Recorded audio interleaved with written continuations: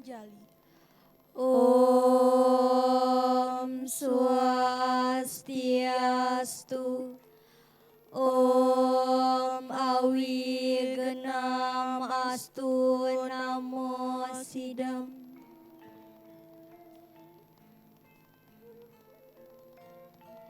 Yapyanya Dewa Tebakta Ya Jante Sradayan Vita Tepi Mam Eva Kantia Ya Janti Afini Purawaka.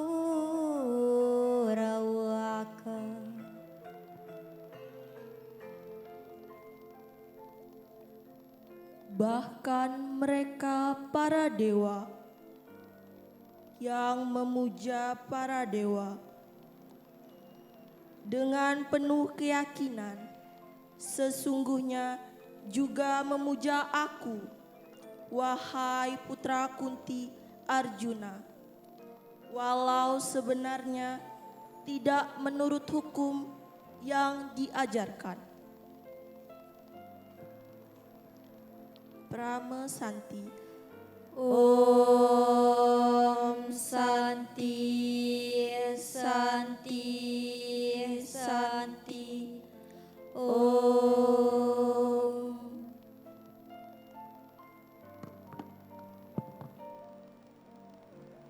Om Swastiastu.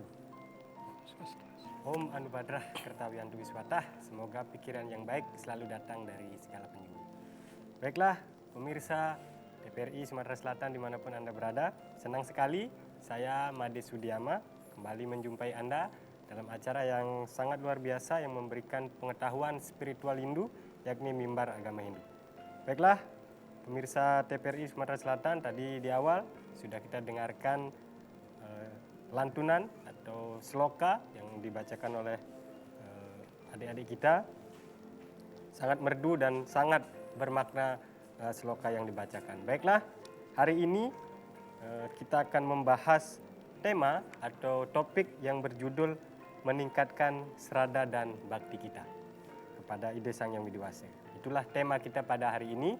Nah, untuk membahas, membedah tema pada sore hari ini sudah ditemani seorang narasumber yang sudah malang melintang bagaimana di dunia pendidikan, di dunia keumatan Hindu sudah tidak asing lagi. Saya kenalkan beliau adalah Bapak Wayan Telabah. Om Swastiastu Bapak. Om Swastiastu. Baik, terima kasih sudah bergabung bersama kami di Mimbar Agama Hindu. Kita akan membahas tema meningkatkan serada dan bakti. Nah, untuk selain Bapak Made, Bapak Wayan juga ditemani oleh adik-adik kita dari KMHDI Sumatera Selatan. Selamat siang, selamat sore sudah hadir di studio untuk membahas pada tema pada hari ini. Baiklah, Pak, kita akan membahas tema sudah di awal disinggung meningkatkan serada dan bakti. Nah, untuk pertama sebagai pendahuluan silakan bisa dijelaskan apa sih itu Pak serada dan bakti, bagaimana artinya dan bagaimana kaitannya dalam kehidupan kita sehari-hari. Silakan Pak. Terima kasih. Om Swastiastu. Om Swastiastu. Jadi berkaitan dengan tema hari ini, serada dan bakti, ini merupakan suatu tema yang sangat relevan di dalam kehidupan kita sehari-hari. Betul. Serada dan bakti ini merupakan asli bahasa Sanskerta. Ya. Memang untuk menerjemahkan susah, memang mencari padanan yang pas gitu ya. Walaupun demikian, terjemahan juga sangat membantu kita dalam memahami apa makna yang tersurat atau tersirat di dalam serada dan bakti. Serada dan bakti ada dua hal, serada dan bakti. Serada kalau kita terjemahkan itu artinya keyakinan, dan bakti itu adalah pengabdian. Walaupun seperti tadi saya katakan belum tentu pas gitu ya. Tapi paling tidak terjemahan itu mendekati untuk menyampaikan makna dan arti kepada khalayak gitu ya, atau kepada umat. Srada itu adalah keyakinan. Di dalam Hindu pada kita ditanamkan 5 keyakinan yang disebut dengan panca srada. Ya. Jadi yang pertama itu adalah percaya dengan adanya Tuhan. Kedua, percaya dengan adanya roh atau atma, jiwatman. Ketiga, percaya dengan adanya hukum karma. Ketiga, percaya dengan adanya samsara, punarbawa atau reinkarnasi. Dan yang kelima, percaya dengan adanya moksa. Gitu ya. Nah, kalau kita terjemahkan ini, ya, Tuhan adalah wasitnya kehidupan. Ya. Jiwatman atau roh adalah pelaku kehidupan itu. Hukum karma adalah hukum semesta. Samsara dan moksa itu adalah hasil-hasil kita di dalam kehidupan ini. Nah, inilah yang disebut dengan pancasrada itu. Nah, seperti dengan reinkarnasi, ya. Kelahiran kembali, gitu ya. Nah, ini penuh tanda tanya. Ya. Jadi mungkin banyak pihak yang tidak percaya atau tidak yakin, gitu ya, dengan adanya ini. Nah, berkaitan dengan srada keyakinan, ya, dari mana datangnya keyakinan itu?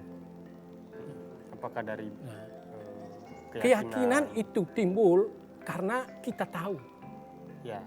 Dari mana taunya itu? Ada 3 hal yang disebut dengan tri pramana. Apa itu tri pramana? Yang pertama, pratyaksa pramana. Yang kedua, anumana pramana. Dan yang ketiga itu adalah agama pramana. Pratyaksa pramana itu adalah menyaksikan langsung kebenaran itu. Itu namanya pratyaksa pramana. Seperti sekarang kita ini, kita melihat langsung ya rekan-rekan yang ada di sini. Ini adalah pratyaksa pramana. Ya. Nah, kemudian anumana pramana. Ya, orang memahami sesuatu berdasarkan fenomena yang ada. Ya. Jadi dari fenomena itu diadakan kajian, ya, analisis atau analisa, maka dirumuskan sesuatu. Ya, atau dalam bentuk kesimpulan. Kalau kita ambil contoh gitu ya, hukum gravitasi. Ya. Buah apel lepas dari tangkainya, jatuh ke tanah. Ini adalah fenomena. Kenapa buah apel itu tidak terbang ke angkasa gitu, ke awan sana? Kenapa ke bumi? Nah, ini adalah fenomena. Tapi yang bisa melakukan analisis, kajian, ya, dan merumuskan fenomena ini memang tidak orang sembarangan gitu ya. Jadi orang yang memang memiliki pengetahuan yang luas dan juga kecerdasannya memadai. Dan dari rumus yang terbentuk, rumus ini juga diuji. Dari hal-hal yang terukur, sudah benar nggak rumus ini? Gitu ya. Maka Newton menemukan rumus gravitasi itu. Jadi kebenaran berdasarkan fenomena. Itu yang disebut dengan anumana pramana tadi. Nah, kemudian yang agama pramana, jadi kebenaran yang kita dapatkan ya, dari ajaran orang-orang suci. Ya, katakanlah ajaran orang-orang pintar yang menulis buku dan sebagainya. Kita mempelajarinya. Ini kebenaran yang kita katakan agama pramana. Nah, ini yang dari keyakinan itu. Seperti umpamanya semua yang ada pasti ada yang membuat. Ada mobil, ya, ada yang kita yang membuat gitu kan, dan sebagainya. Lalu kehadiran semesta ini, keberadaan semesta ini, ya, tentu juga ada yang membuatnya.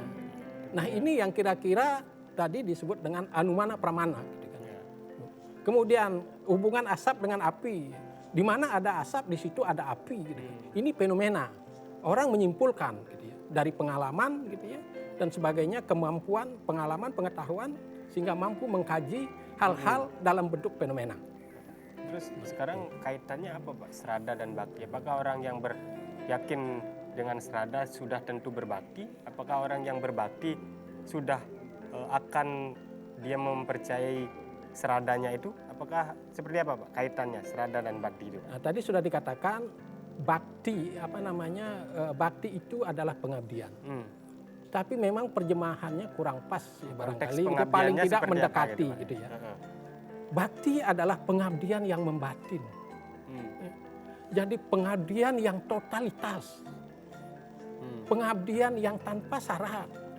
oh saya mau ngerjakan ini karena saya dikasih imbalan. Itu Ya. kan bersyarat. Bersyarat. Nah, Pamrih. jadi kalau bakti itu pengabdian, pengorbanan yang tanpa pamrih.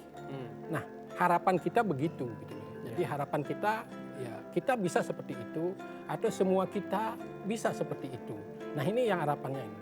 Nah, berkaitan dengan bakti, ya, sudah ada rinciannya begitu ya.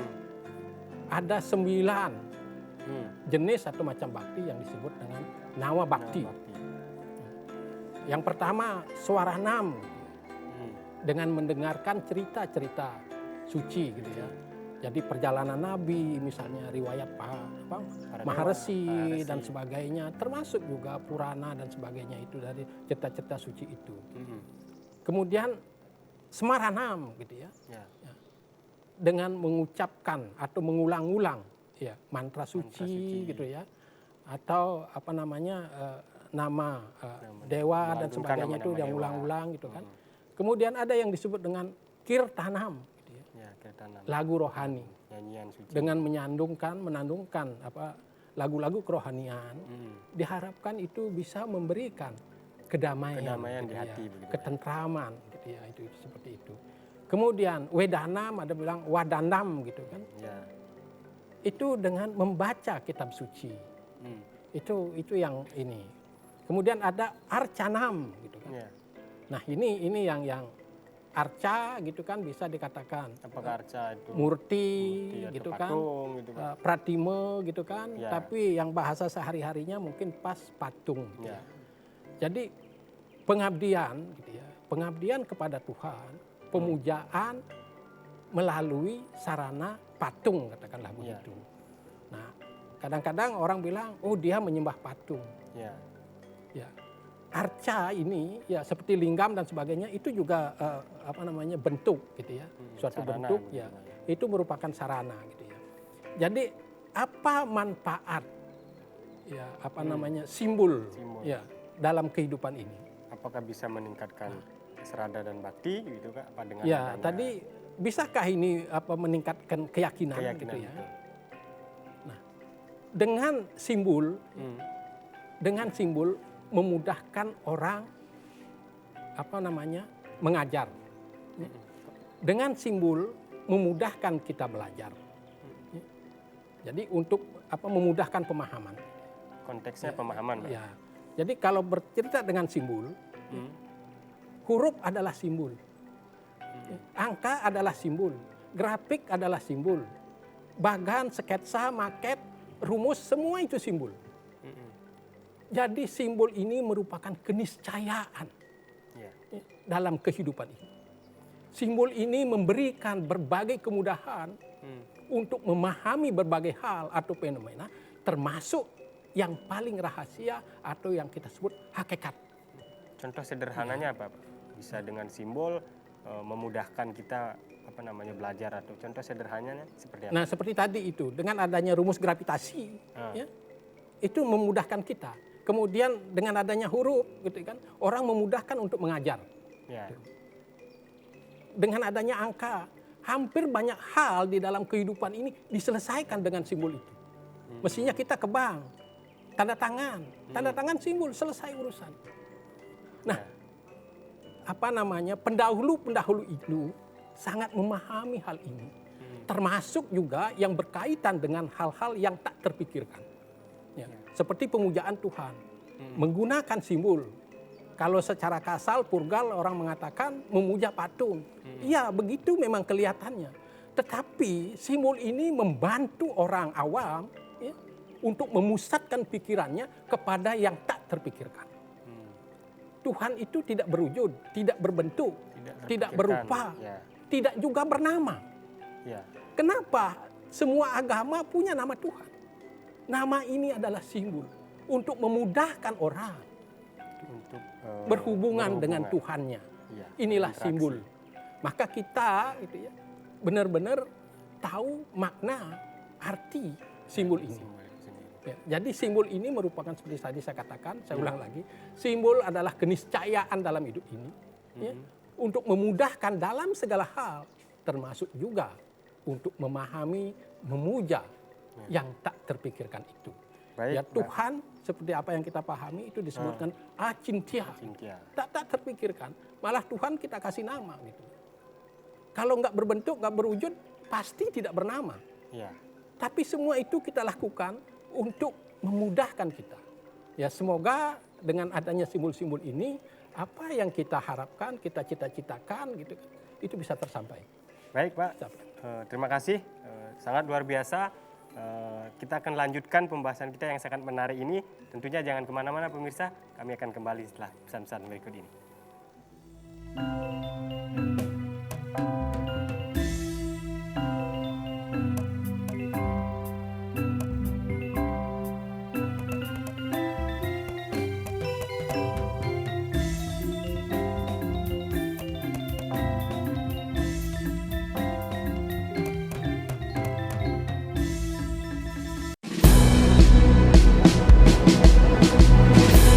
Jalani hari dengan 3 wajib. Wajib iman, wajib aman, wajib imun. Berolahraga, riang gembira, mencegah kita jatuh sakit. Makanan bergizi tiap hari, tidur cukup itu pasti. Dan janganlah panik, berdoa tiada henti. Wajib iman, aman, imun. Pakailah maskermu, jagalah jarakmu, cuci tanganmu selalu. Kita raih bahagia dengan iman, aman, imun. Badan sehat, bangsa kuat. Kita raih bahagia dengan iman, aman, imun. Badan sehat, bangsa kuat.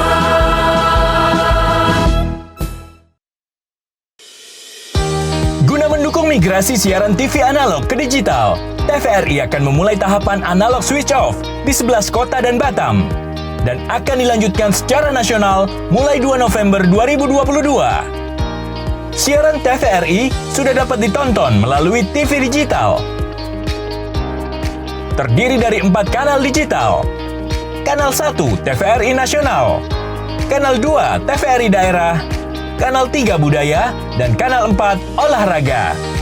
Siaran TV digital dapat dinikmati dari televisi yang telah dilengkapi perangkat digital atau dengan televisi lama menggunakan set-top box. Siaran TV digital memberikan kualitas gambar yang bersih, suara jernih, dan beragam konten secara gratis. Yuk beralih ke digital. TV digital bersih, jernih, canggih.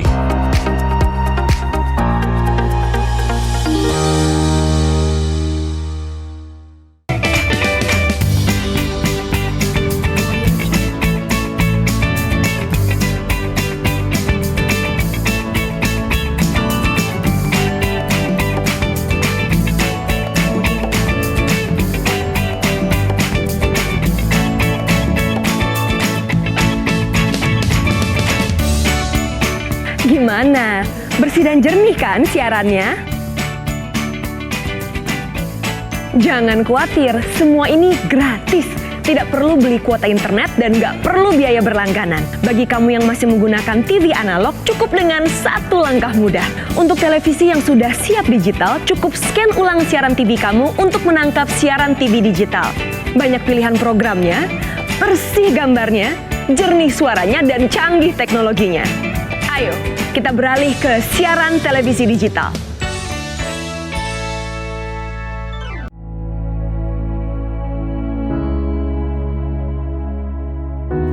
Pemirsa TVRI, pandemi COVID-19 belum berakhir. Sesuai anjuran Presiden, kita semua wajib pakai masker. Jangan pernah lepas masker saat bertemu orang lain. Mari disiplin. Indonesia pulih, Indonesia bisa.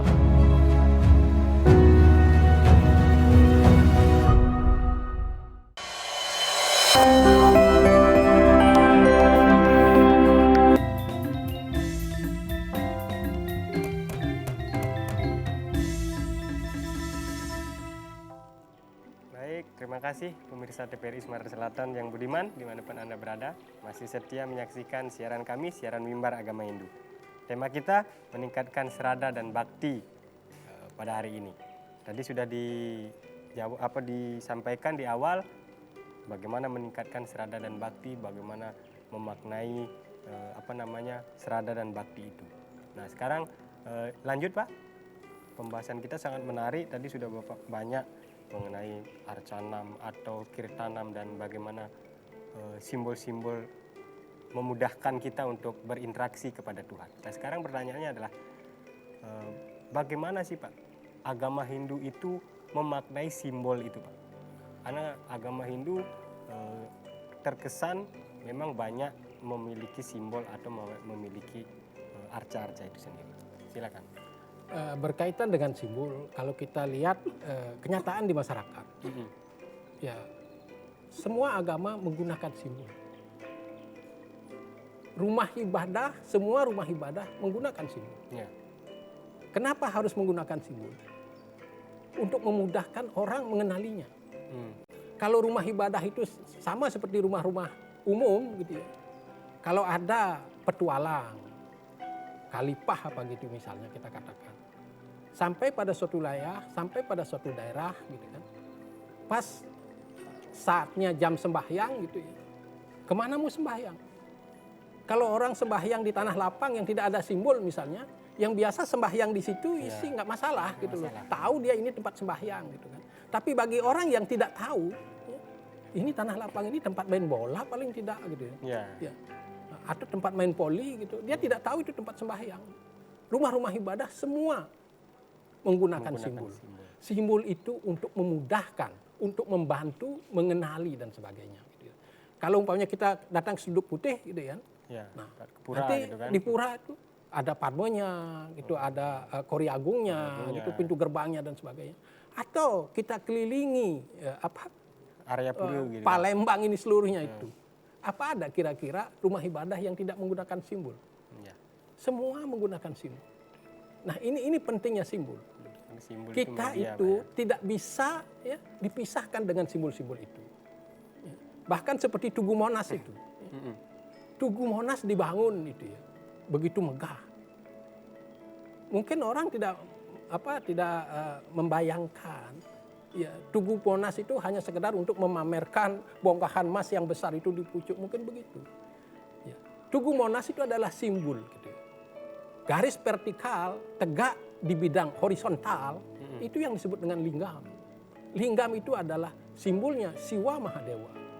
Nah, dengan tegaknya Tugu Monas di ibu kota negara ini, diharapkan kekuatan Tuhan itu memberikan kekuatan kepada bangsa dan negara ini. Jadi dengan berdirinya kokoh simbol itu, semoga saja negara dan bangsa Indonesia ini benar-benar kokoh, tegak di bumi ini.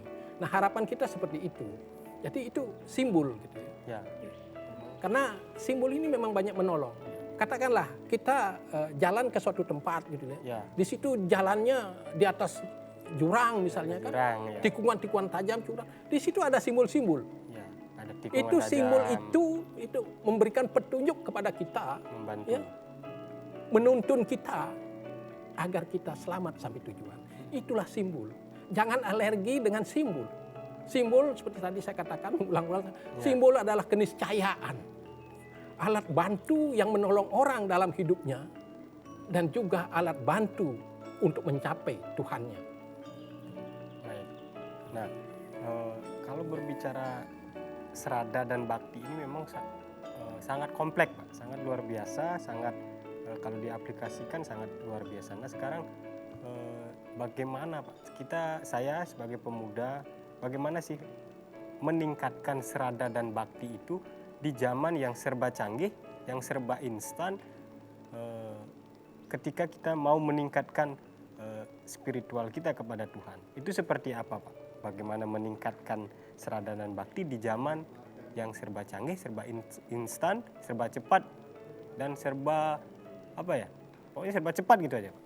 Bagaimana itu Pak meningkatkannya? Jadi berkaitan dengan bakti, tadi kan bakti kita terjemahkan secara pengabdian. Ya, secara pengabdian. Pengabdian itu sifatnya sangat-sangat superficial gitu loh. bakti yang kita maksudkan adalah pengabdian yang membatin, pengabdian yang totalitas, pengabdian yang tanpa pamrih. Ya. Kalau ini bisa diwujudkan, hidup ini benar-benar nyaman. Nah, kalau kita sekarang aplikasikan dalam kehidupan nyata, gitu ya, pengabdian, ya, jadi orang jadi pegawai negeri, ya kebetulan saya sudah pensiun, gitu ya, mengabdi kepada negara dan bangsa, gitu ya.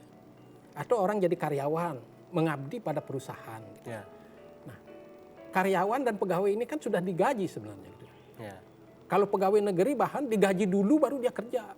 Kalau mungkin karyawan swasta saya kurang tahu, barangkali bekerja dulu baru digaji. Digaji di akhir bulan. Kalau pegawai negeri digaji dulu baru bekerja. Nah, kalau kita mengatakan bakti terhadap nusa dan bangsa, itu adalah pengabdiannya yang totalitas. Pengabdiannya yang membatin. Ya. Jadi kalau di dalam Hindu dikatakan Iswara Sarwa Bhutanam. Semua yang berbentuk, semua yang berupa, semua yang bernama adalah Tuhan.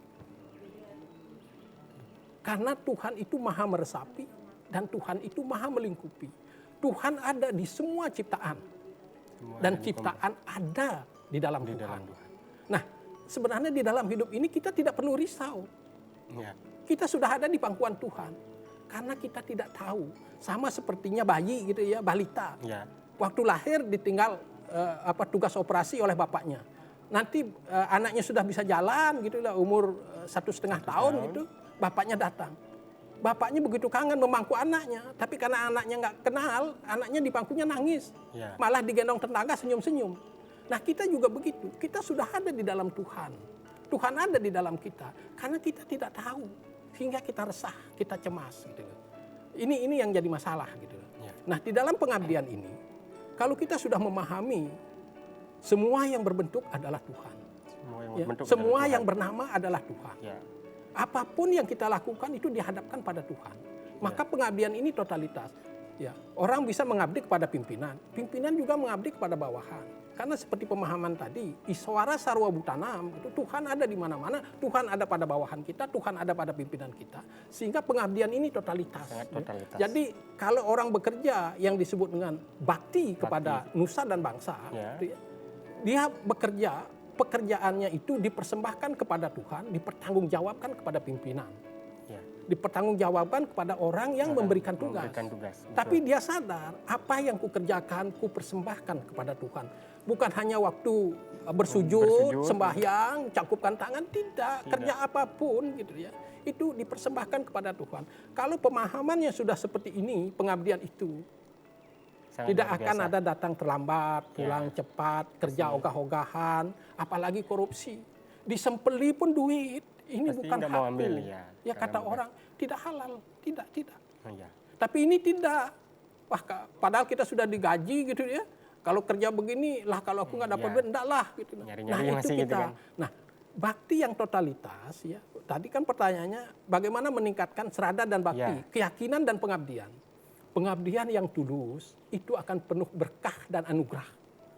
Anugerah itulah yang akan bisa, ya, yang disebut dengan pratyaksa pramana. Kita akan menyaksikan kebenaran itu. Totalitas pengabdian itu, kita akan menemukan kebenaran yang hakiki. Nah itu kalau umpamanya semua karyawan, baik di swasta. Kalau karyawan swasta itu kan kadang-kadang dia tugas lapangan, dia ngerjakan katakanlah di perusahaan obat, dia nyambil jual obat lain. Atau kalau umpamanya sales mobil, dia sales Toyota, nanti di lapangan dia juga jadi sales Daihatsu gitu loh. Ini yang totalitas, kelicikan, ketidakjujuran, ketidaktulusan. Itu. Tapi kalau semua tulus yang disebut tadi, bakti adalah pengabdian yang membatin. Tidak ada penyelewengan, tidak ada penyimpangan. Walaupun bisa terjadi kesalahan, orang pun maklum. Karena kesalahan itu terjadi karena keterbatasan lupa dan sebagainya. Tapi tidak ada unsur pengkhianatan di situ. Baik. Itu yang kita harapkan gitu loh. Jadi dalam hal ini tadi dibilang, mestinya serada dan bakti di era modern itu mestinya semakin tinggi. Kenapa? Karena adanya teknologi, pengetahuan ini akan membantu kita.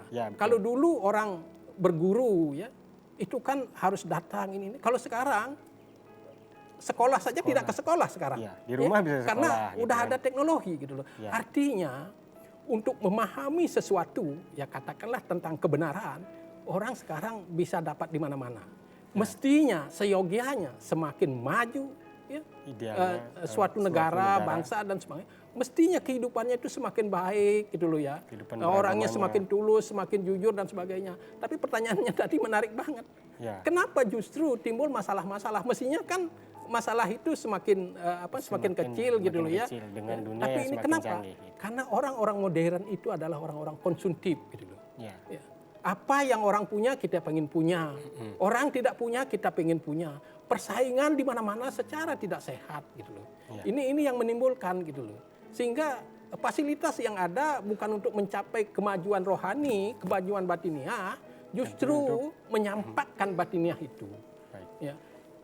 Orang kaya gitu dan sebagainya. Ya. Kenapa dia stres gitu loh? Nah, ini yang menjadi pertanyaan kita. Tapi kalau semua orang mengabdi secara totalitas, semua orang nyaman. Tidak ada merasa pihak-pihak yang dihianati. Saya misalnya jadi pegawai, ditugaskan begini. Pimpinan tidak percaya gitu. Ya. Dia ditugasi kayak begini. Bekerja dia setengah hati katanya. Ini dan sebagainya. Kita merugikan. Kita rugi sendiri karena orang tidak percaya. Dan kita juga merugikan pihak-pihak lain. Nah harapan kita dengan adanya Dharma Tula, Dharma Wacana atau diskusi tentang ini didengar oleh khalayak, mari kita saling isi mengisi, saling mengingatkan. Ya. Saya katakan saya bukan orang baik gitu loh. Walaupun saya tidak orang baik masih bisa berbicara tentang kebaikan ya syukurlah gitu loh. Ya. Tapi kalau kita orang baik berbicara tentang kebaikan itu tentu lebih berisi. Betul. Ya, lebih berisi, pesannya akan lebih mengesankan gitu. Ya. Jadi terpancar dari aura yang berbicara itu. Oke, baik Pak, itu sangat luar biasa, sudah panjang lebar pembahasan pada hari ini tentang serada dan bakti. Mungkin rekan-rekan atau teman-teman ada yang ingin ditanyakan, ada unek-unek yang ingin ditanyakan, silakan. Saya berikan kesempatan. Oke, silakan.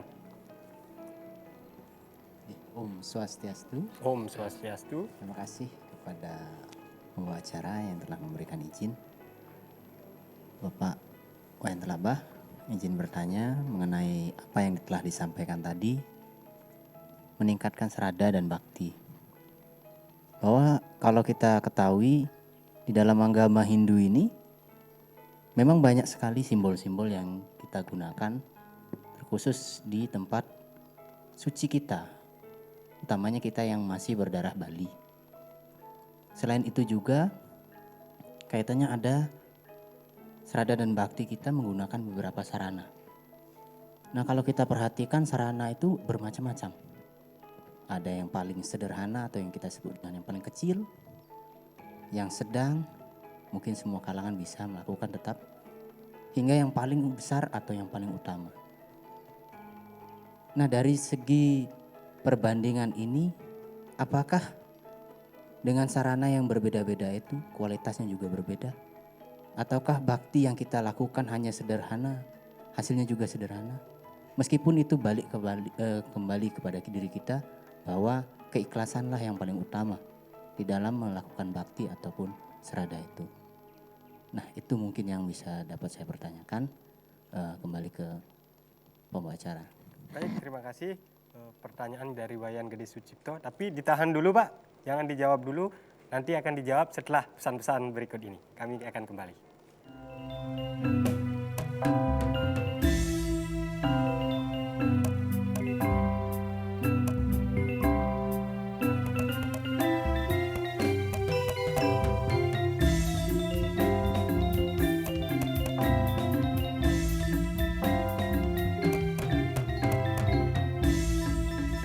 Di masa-masa pandemi kayak gini, jangan lupa untuk rajin cuci tangan ya, Pak.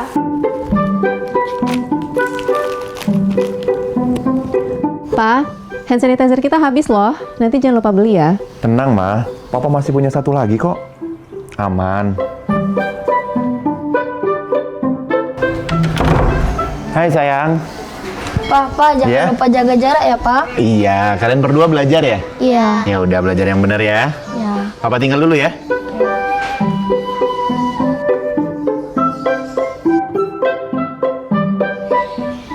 Tuh kan Pak, anaknya udah ingetin jaga jarak, maskernya juga jangan lupa dipakai dong. Makasih ya, Ma. Maskerku, maskermu melindungi kita. Mas, Pak, dengan menjaga jarak kita tetap bersatu. Sekarang siapa yang mau pakai hand sanitizer? COVID-19 dapat dicegah dengan 3M, memakai masker, mencuci tangan, dan menjaga jarak. Pandemi COVID ini kita jadikan momentum untuk melakukan percepatan transformasi digital. Era TV digital ini sudah di depan mata. Yang penting untuk masyarakat itu kualitas siarannya bagus, bagi industri televisi itu sendiri atau penyiaran itu sendiri, agar segmentasi pasarnya nggak tergerus.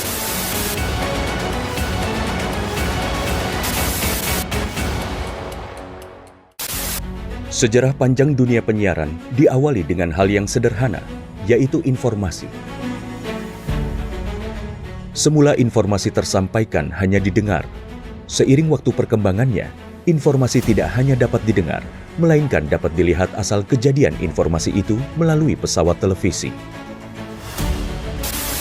Pada tahun 1925, berdirilah Radio Batavia bentukan Hindia Belanda dalam menguasai informasi dan menjadi alat propaganda pada masa penjajahan di Indonesia.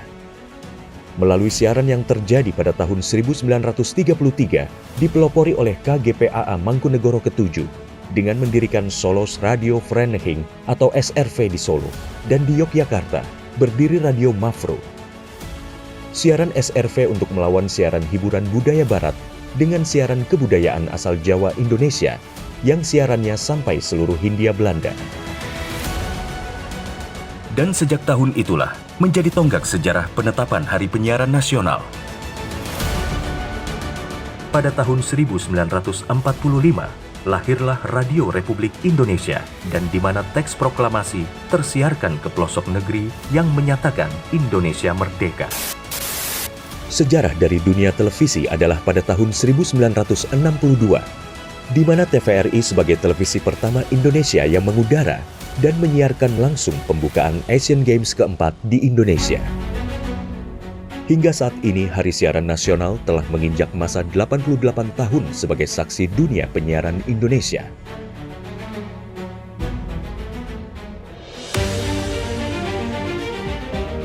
Sehingga perkembangan teknologi penyiaran menjadi faktor utama dalam menentukan kualitas penyiaran demi Indonesia maju. Namun masih banyak daerah yang tidak dapat ikut andil dalam pemerataan ekosistem dunia penyiarannya. Solusinya adalah Analog Switch Off atau ASO. Penyiaran secara analog akan segera berakhir menuju era digital yang menyeluruh. Kementerian Kominfo adalah rumah TV digital. Bersama pihak terkait mewujudkan kesuksesan peralihan ESO menuju penyiaran digital. 2 November 2022 menjadi penting dan sejarah bersama era siaran nasional, yaitu berakhirnya masa siaran analog menuju era TV digital. Digitalisasi televisi menjadi kepentingan bersama. Meratanya siaran hingga ke pelosok negeri, bersih gambarnya, jernih suaranya, dan canggih teknologinya. Menciptakan masa depan bangsa Indonesia yang lebih maju.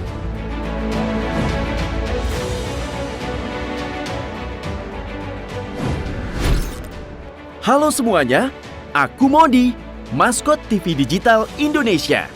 Aku akan membantu semua orang menuju migrasi TV digital. Di mana? Di siarandigital.id dan call center 159. Ayo semuanya, dukung migrasi TV digital. Bersih gambarnya, jernih suaranya, dan canggih teknologinya.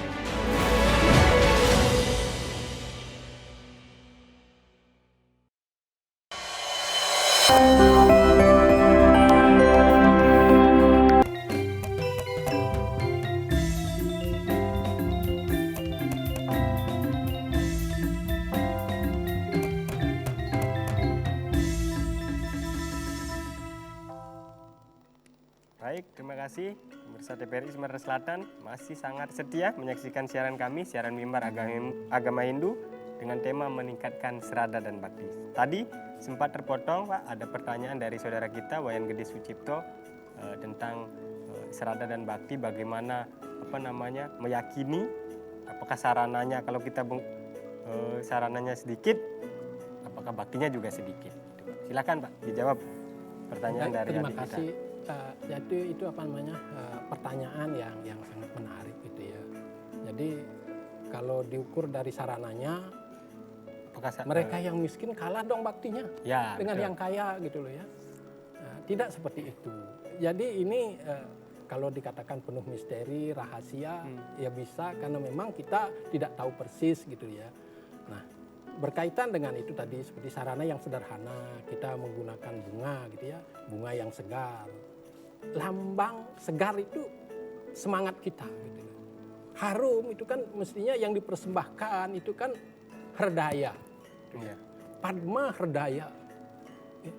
Bunga teratai di jantung kehidupanmu. Itu yang mesti kau persembahkan kepada Tuhan, yang harum semerbak mewangi. Gitu ya.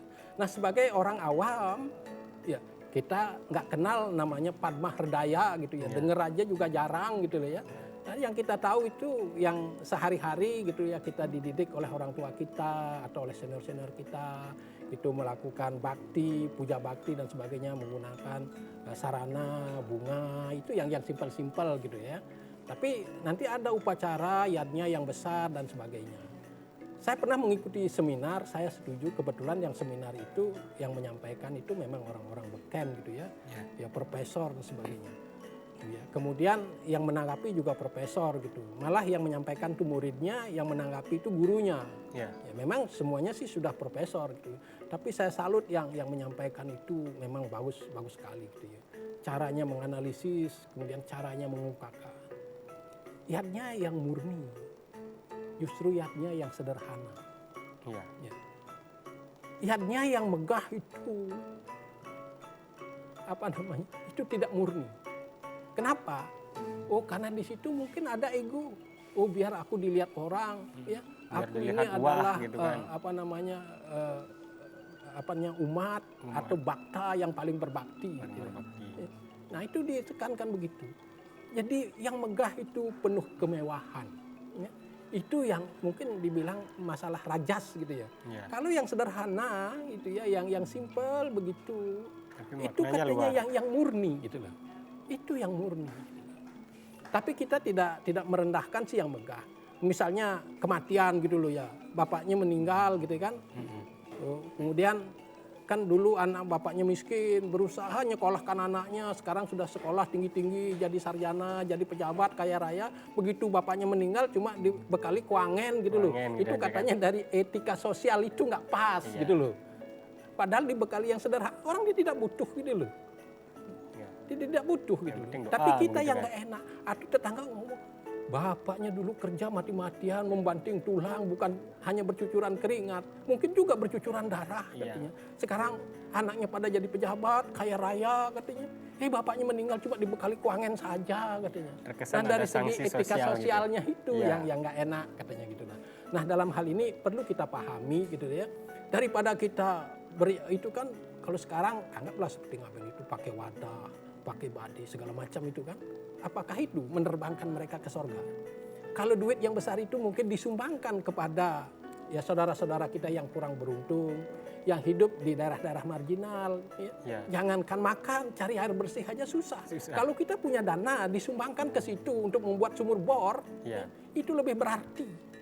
Kalau kita beriaknya seperti itu, leluhur kita juga yang kurang beruntung mungkin katakanlah karmanya kurang baik.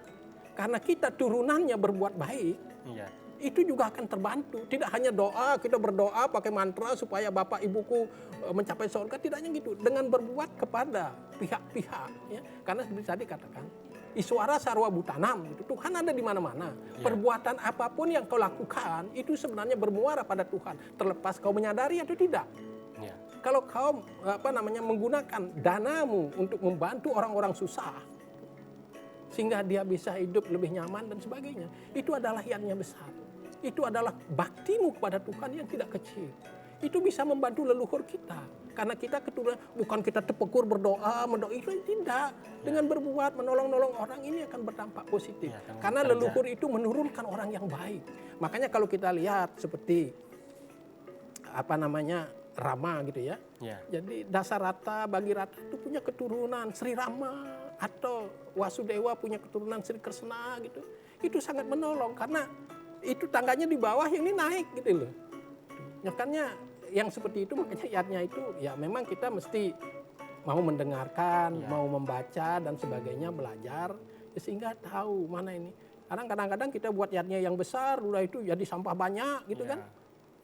Gimana gitu loh. Tapi kalau digunakan untuk menolong orang-orang yang susah, itu ya sepertinya jauh lebih baik. Gitu. Nah ini perlu kita kita inikan bersama, pahami bersama. Nah kemudian kita berbincang-bincang di sini untuk mengingatkan diri sendiri, itu yang utama. Nah baru kita kalau ada orang-orang yang bisa kita ingatkan, ya pada kesempatan ini kita mengingatkan juga khalayak gitu ya. Mari kita ke depan sama-sama belajar gitu ya, agar bisa saling membantu gitu loh. Jadi hidup ke depan ini menjadi semakin nyaman, semakin damai, semakin makmur, apalagi di era Covid ini gitu loh. Jadi semua orang pada susah gitu loh. Pemerintah keras dengan protokol kesehatan, orang juga susah ya. Apalagi masyarakat kecil itu kerja hari ini, mencari beras hari ini, besok lagi dulu. Kalau itu dihambat, ya pikir dia lebih baik mati kena Covid daripada mati lapar. Ada benernya gitu. Makanya dalam hal ini kita saling pahami gitu loh. Pemerintah banyak punya kepentingan, karena pemerintah walaupun mungkin bengis gitu, tapi sebenarnya ingin mengamankan rakyatnya gitu loh. Mari kita sadari bersama, jadi sama-sama berjuang gitu loh. Jadi disuruh, kalau kita memang harus kelayapan kemana-mana, ya kalau ditekankan protokol kesehatan, ya harus pakai, jangan melawan itu. Gitu loh. Semoga ya dengan niat-niat baik kita, dengan tindakan-tindakan yang baik kita berlimpah berkah dan anugerah dari Yang Maha Kuasa, sehingga semua ke depan akan berjalan lebih baik seperti yang kita harapkan. Ya baik Pak, luar biasa jawaban dari Pak Wayan tentang pertanyaan dari Wayan Gede Sucipto tadi. Nah sekarang menyambung Pak, kalau tadi ada yadnya, Bapak menyinggung yadnya, apakah dengan yadnya itu harus berbakti atau berserada itu apakah harus dengan beryadnya atau ada dengan cara lain Pak? Kalau kita kan misalnya yadnya adalah korban atau pengabdian, simbol. Nah kalau apakah dengan serada dan bakti itu apakah harus dengan beryadnya atau tidak, atau ada cara lain Pak, seperti apa? Nah tadi kan sudah dibilang itu bakti itu ada disebut nawa bakti gitu ya. Kalau yang yadnya itu termasuk dasyanam itu. Jadi dengan ritual, upacara dan sebagainya. Itu bakti, katakanlah kita modalin gitu ya.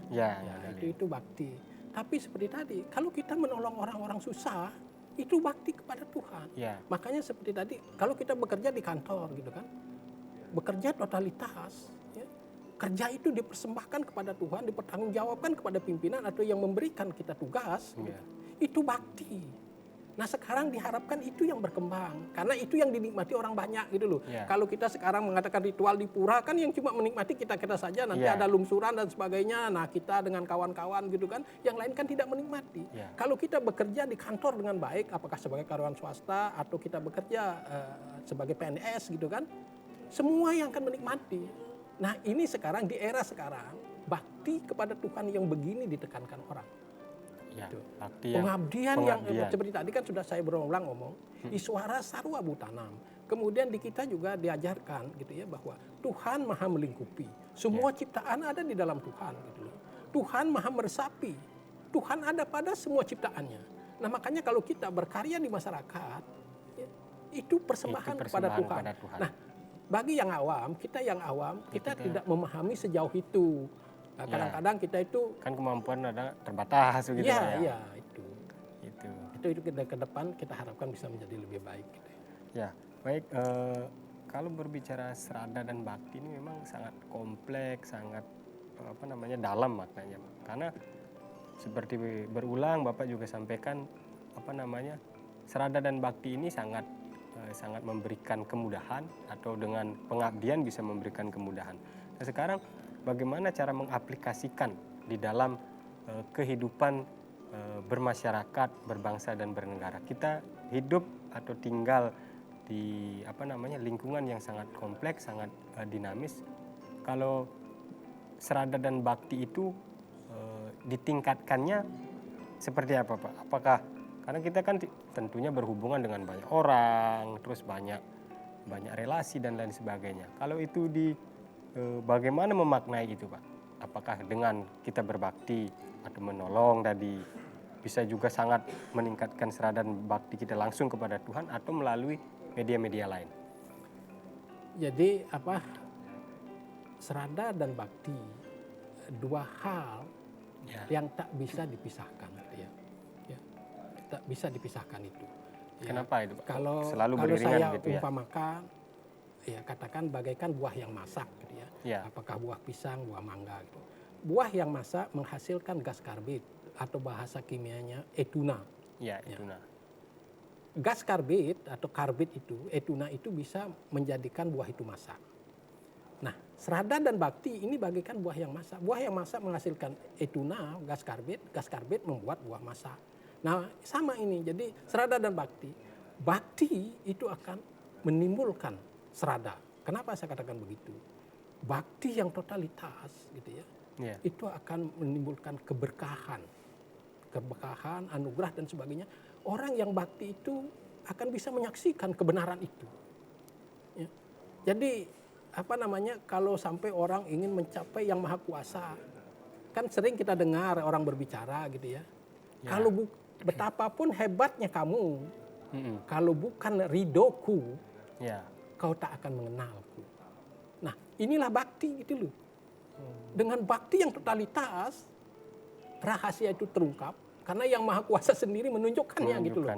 Nah, itu bakti. Nah, kalau sudah dia menemukan kebenaran itu, keyakinannya itu nggak bisa ditawar gitu. Keyakinan. Itu hubungannya. Jadi saya bilang itu, jadi antara serada dan bakti dua hal yang tidak bisa dipisahkan. Makin tinggi baktinya, seradanya akan naik. Makin tinggi seradanya, baktinya akan naik. Gitu. Ya. Dengan bakti dia akan bisa menemukan kebenaran. Dengan tahu kebenaran, baktinya semakin totalitas. Nah sekarang tadi kan juga menyinggung tentang bagaimana dunia semakin cepat di era teknologi, kan harusnya idealnya serada dan bakti itu sangat luar biasa, sangat tinggi. Tapi kok terkesan ada perbedaan yang sangat jauh. Kok ketika zaman sangat semua mudah, zaman serba canggih, tapi kok serada dan bakti terkesan dalam tanda petik itu agak mengalami pergeseran. Itu apa pemicunya? Jadi gini, bisa saja fasilitas yang ada, dari kata jumlahnya banyak, jenisnya bermacam-macam, mutunya, kualitasnya canggih gitu kan. Ya seperti tadi kan mestinya secara rohani semakin maju. Gitu. Idealnya semakin maju gitu. Nah tapi tadi saya katakan bahwa kita ini semakin maju semakin konsumtif. Ya. Itu ditutupi fasilitas itu memfasilitasi ego kita, memfasilitasi nafsu kita, ya, sehingga rohaninya tertinggal. Gitu ya. Harapan kita rohani dan duniawi ini kan berjalan seiring bagaikan rel gitu loh ya. Jadi tidak ada ketinggalan gitu loh ya. Itu harapan kita. Tapi fasilitas yang ada itu memfasilitasi ego kita, memfasilitasi nafsu kita. Nah ini ya yang menutup rohani kita gitu loh. Orang berlomba-lomba kaya, berlomba-lomba berkuasa gitu ya. Dan ada orang ya seperti semua saya pernah ditanya sama staf saya waktu saya masih dinas itu, Pak tahu nggak semos katanya, apa semos susah melihat ya orang senang melihat orang susah melihat orang senang. Wah kacau saya bilang gitu kalau begitu. Saya bilang itu mestinya orang prihatin gitu loh, prihatin melihat orang susah gitu kan. Saya pernah gitu ya waktu saya baru-baru pindah, kan saya tadinya pegawai lapangan. Begitu saya pindah ke Palembang gitu ya, nyebranglah di Cinde gitu, di jembatan penyeberangan itu kan. Kalau waktu saya di Musirawas itu tidak ada orang buntung, orang apa gitu, tangannya, kakinya minta-minta. Nah saya pas lewat di situ, ya memang saya nggak ngasih apa-apa, tapi saya benar-benar prihatin gitu loh. Sampai saya sempat berpikir begini, bisa nggak semua penyakit itu di dunia ini masuk ke tubuh saya sehingga tidak ada orang sakit, biar saya saja gitu. Sampai kayak begitu saya punya perasaan gitu loh. Tapi kan waras nggak gitu, tapi saya berpikir karena saya merasa kasihan, bisa nggak semua penyakit masuk ke dalam tubuh saya sehingga tidak ada orang sakit di dunia ini gitu. Saking prihatinnya kita gitu loh. Tapi harapan kita sih orang lain sehat, kita juga sehat gitu loh. Apalagi di zaman pandemi ini gitu loh. Jadi semua pada sehat. Kalau orang sehat kita sakit, ya orang nggak mau dekat dengan kita dulu. Iya. Nah, jauhi-jauhi Pak Wayan katanya gitu kan. Iya. Nah, tapi kalau mereka sehat, kita sehat, kita bisa berpelukan gitu kan. Iya. Apalagi ketemu tumben gitu, wah kamu ini kayak ditelan bumi gitu, kemana selama ini gitu kan. Nah, ada rasa kangen, ada rasa rindu, ada rasa sayang sama kawan-kawan. Nah itu, tadinya saya berpikir, saking saya prihatinnya, bisa nggak penyakit itu semua masuk ke tubuhku sehingga tidak ada orang yang sakit gitu. Oke. Itu saking itunya gitu. Oke, baik Pak. Kita lanjutkan nanti. Kita akan kembali setelah pesan-pesan berikut ini.